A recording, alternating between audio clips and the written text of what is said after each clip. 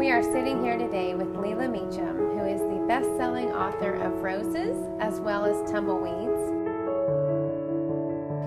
So I hope you enjoy our conversation.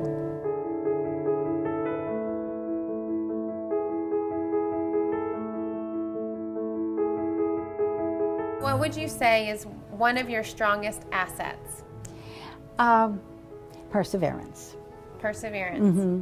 What's one of your weaknesses?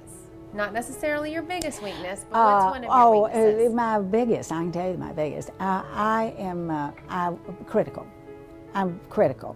And when I say critical, I hope I've learned not to be critical. But I have to be aware of that as a fault. Because sometimes, you know, you're critical, you're preemptive, and then you learn, oh, it's not what you thought it was. Virgos are critical. We're very detailed people, and we expect a lot of ourselves, and we expect a lot of other people. And sometimes, you know, we have no right to do that. And right. So I have learned that, but I would have to say critical. Does that breed disappointment? And if so, how do you overcome disappointment? Yes, it does breed disappointment. That is exactly right. You have perhaps unrealistic expectations of people.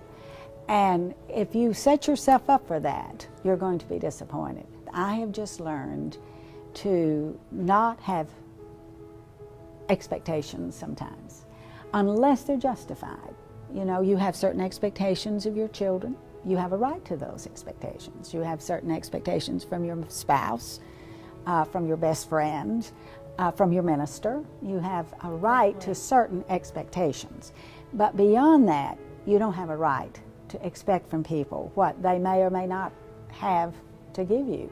So as you have matured, do you feel like that has lessened?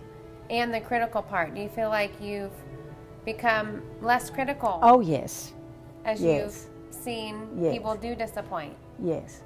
And you learn forgiveness. You know, you learn that you're not perfect, and you would expect to be forgiven. Good point. So you forgive, and you there are disappointments, and then there are disappointments, and the little disappointments that are nothing. You just look that away and not let that color anything in regard to your relationships. And I think it's interesting you said that, because I feel like judgment and unforgiveness are the two just toxic things that can harbor not good feelings. And so I love that you've pointed on those two things to free yourself from those. Yes. So that's amazing. That's a blessing. Right. To walk in that freedom without having those things bog you down. Right.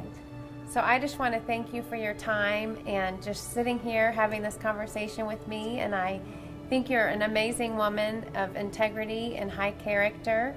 Well, and you inspire me as well. Well. And I love you. So thank you. And I love you.